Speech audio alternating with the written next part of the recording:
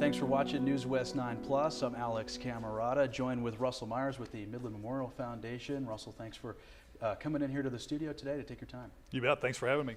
So May is Mental Health Awareness Month, and just wanted to bring you in here to talk about the rising challenges of mental health that we're seeing not only here in West Texas, but it seems like all over the country.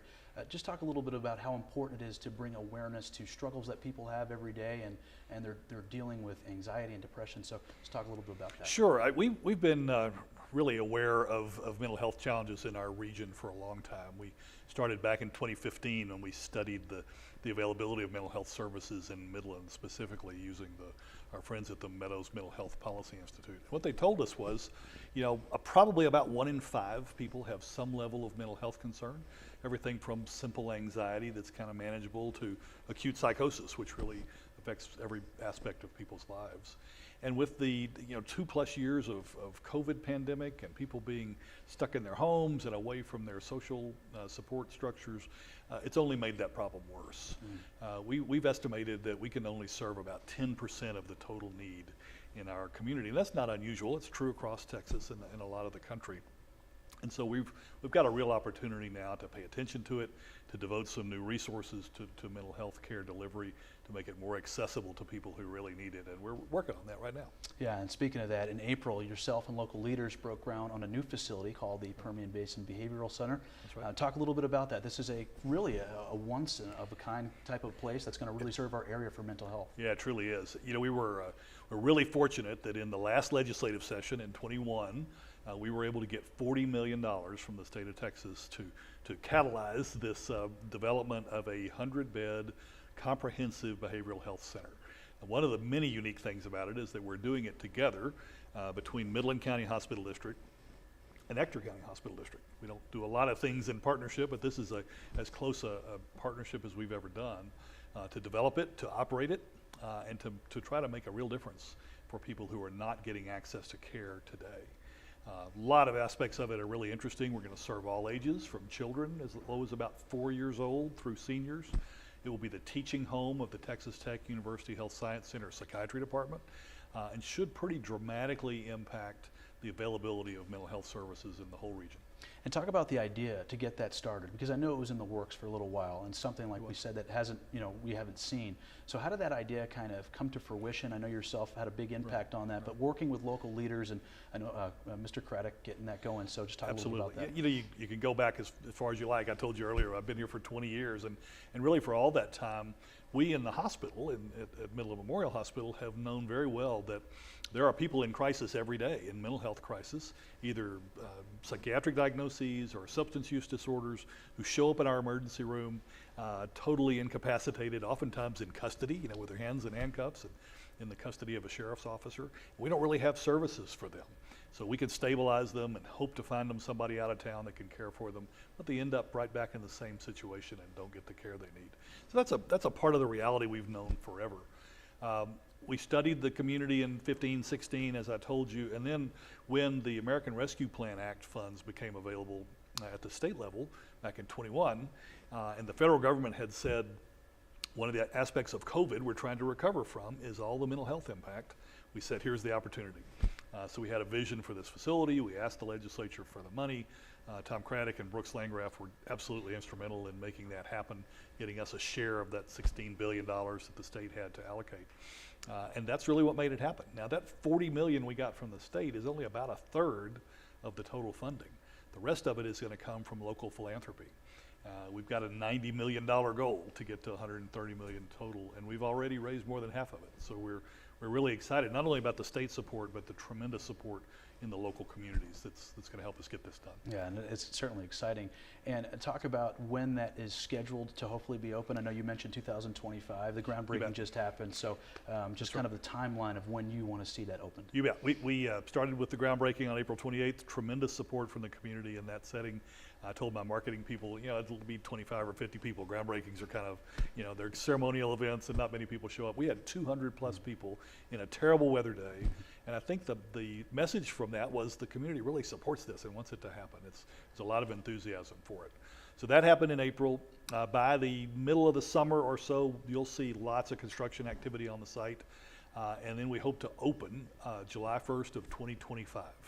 Have a lot of work to do between now and then, not only to build the building, but to develop the workforce. Certainly. You know, we've not been doing this kind of work here ever, and so we've got, you know, more psychiatrists and counselors and social workers and nurses all to develop and train and prepare to work in this new facility.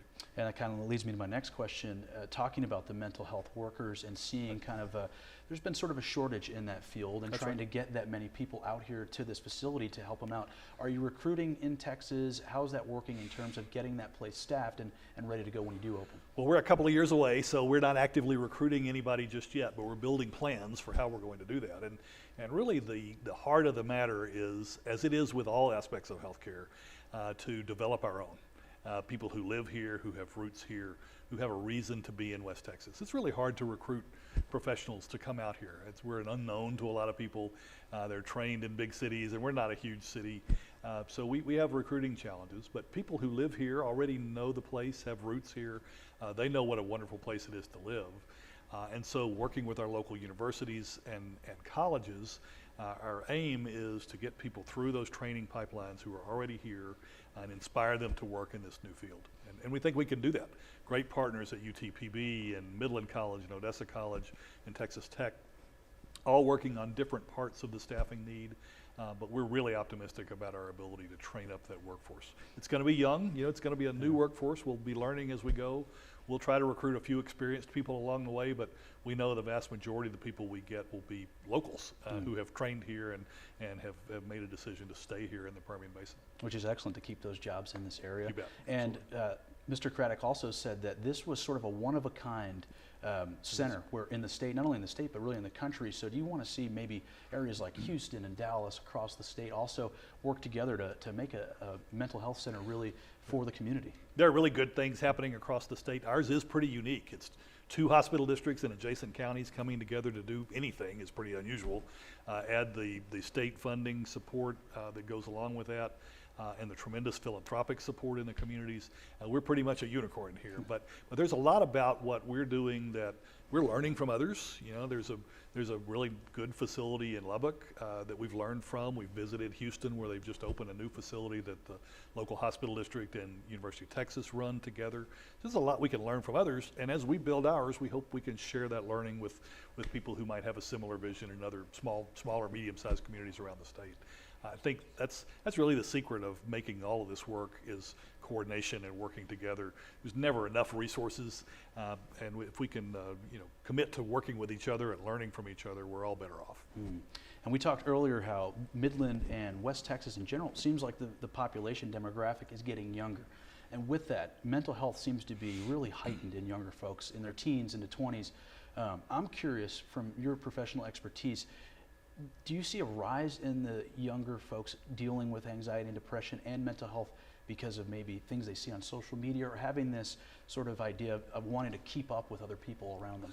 Yeah, I think there is certainly a good bit of belief that that's what's happening.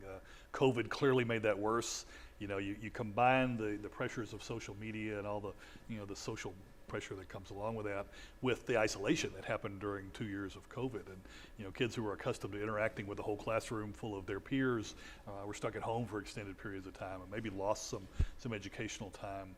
All of those things exacerbate the challenges that kids already face. I think we're also more aware of it than we've ever been before, and we know one of the challenges we will face here, and a focus area we'll have, is on children's and adolescent services, because they tend to be the least well served. It's hard to diagnose a child with a mental health issue when they're 4 or 5 years old and they're just developing language and coping skills. But it's really important that if they do have something going on, we recognize it early. We come up with some kind of treatment plan that cooperates with their school and helps them cope with life, so that by the time they're an adolescent, they've got a chance to have that under control instead of spinning off out of control and getting into some really bad behaviors that adolescents sometimes do. So we're hopeful that getting a real focus on an early start at diagnosis and treatment of kids will be a big part of what we do, and will really make a difference in society. Certainly. And for men in particular, it feels like there's a stigma of just this ability to not say anything. It's almost like a sign of weakness. If you are struggling, battling with depression, anxiety, or anything that's really affecting your mental health, it's this sort of weakness that kind of comes over men to say, oh, I can't speak up here. Right. Why do you think that is? Do you think it's kind of a sign of strength that people don't say anything? And if it is, how do they break that? That's a mentality we're all trying to address, and it's not true just in mental health. I mean, lots of aspects of physical health.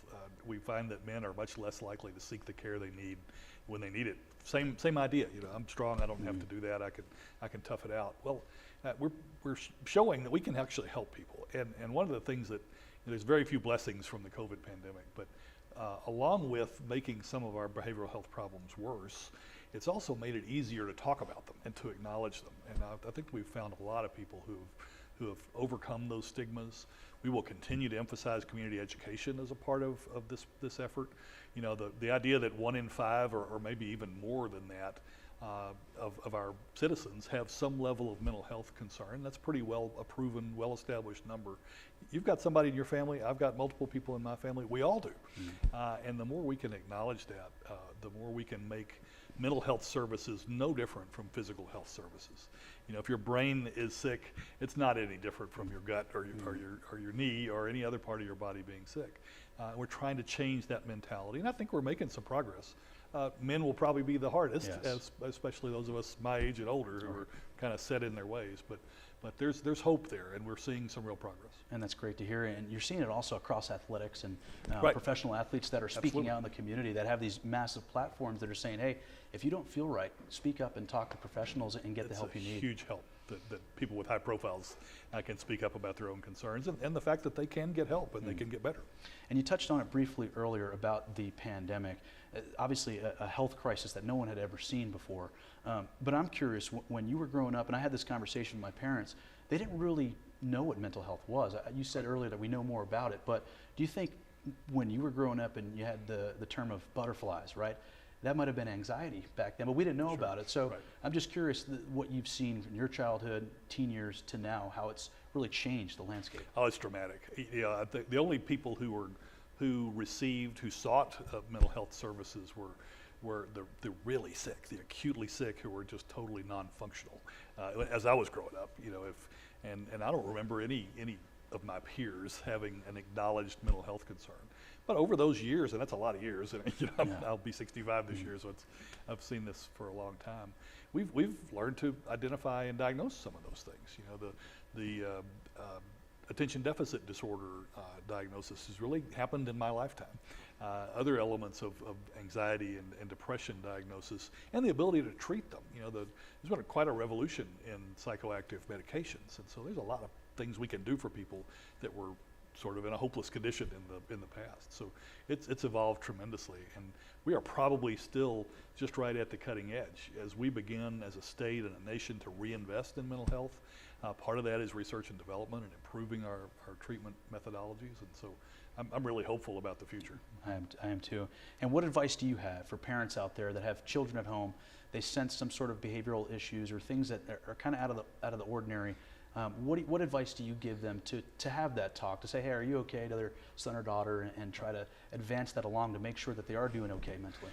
Well, it's challenging now because we don't quite have enough resources just yet to address everybody who has a need. But there are a number of things that are already happening today, and we hope to build on these.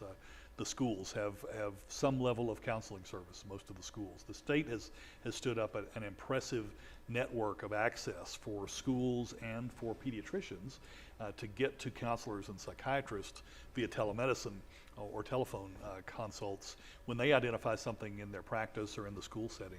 So they can get a real expert on the phone or on a video call to help guide them. Even if they can't be right there to give a counseling session to a kid, they can tell a school counselor, they can tell a pediatrician, here's some tips for how you might manage that, stay in touch.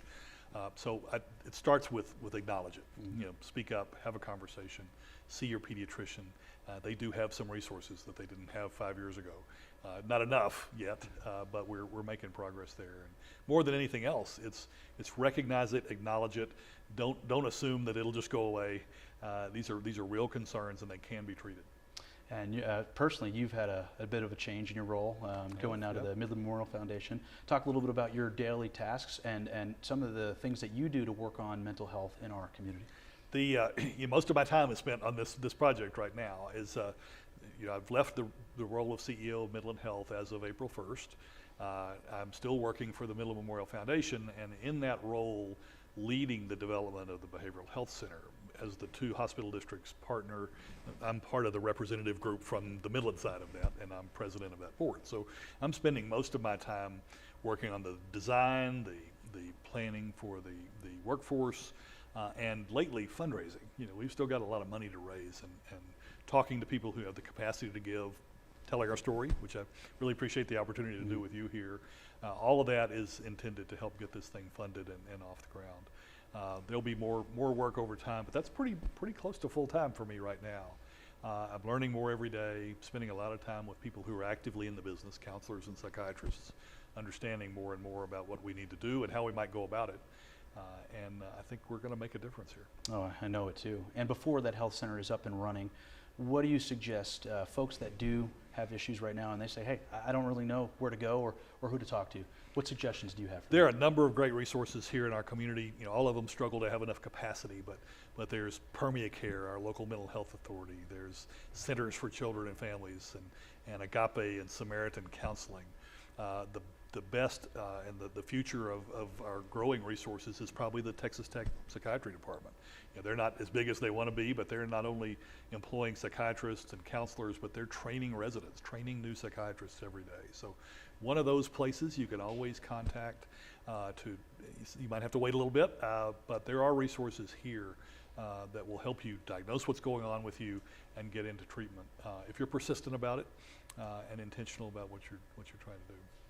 And what do you want to see here in the future? Let's say if you have a crystal ball and you can see in the next 5 to 10 years of sort of the state of mental health here in West Texas and really across the state and country, right. What are some of the things that you'd like to see really in younger folks too, but even in older people that have that challenge? There's a lot of great things that we can do. I told you, I think we're serving only about 1 in 10 people with a concern today. We need to make those numbers match what we do on the physical health side. You need to have an access to care no matter what your socioeconomic condition is or where you live. We need to be able to make care accessible to you. However it happens, in person, via telemedicine, whatever. There shouldn't be anybody going without care that needs it. And we should have the ability to steer people to the care that they need, even if they don't know exactly what they need. That's one of the great visions. We should have enough psychiatrists and counselors to care for all those people with the resources to pay for it. That's one of the reasons we don't have enough resources today. It's a chronically underfunded aspect of healthcare delivery that has to get better. We have to fund it better. And we're working in that direction. The state is very interested, and they're putting a lot of money into this in the years ahead. That's going to help. So if, in a nutshell, I would say let's equalize the delivery of mental health services with what we do with physical health services and make it just part of one continuous healthcare system that doesn't really distinguish between the two and doesn't assign any stigma to any aspect of it. It's all health. We're all about improving our health and maintaining it for as many of the people in the community as we can. So let's treat mental health the same way we do everything else. Yeah, I love that. There is no difference between, like you said earlier, if you have a stomach pain, if you have a shoulder pain, or if you're dealing with something inside your head, it needs to be addressed and dealt with. And there are so many resources now coming out, not just in this area, but it seems like across the country. So that is absolutely wonderful. And finally, before we let you go, anything else do you want to add to the community, just to let them know that things are going to be okay? If you are having a tough time out there and you just run into issues and challenges, whether it be work, family life, anything you can imagine, something you want to tell West Texas residents, not only about the Behavioral Health Center opening up, but just really how to get yourself okay. Recognizing that a mental health concern is no different from a physical health concern. There's no shame in seeking care, no matter what you think is going on with you. And there are resources that will help you. Sometimes you have to be patient to access them because they're not in as abundant a supply as we would like today. But seek help. If you think you need help, seek help.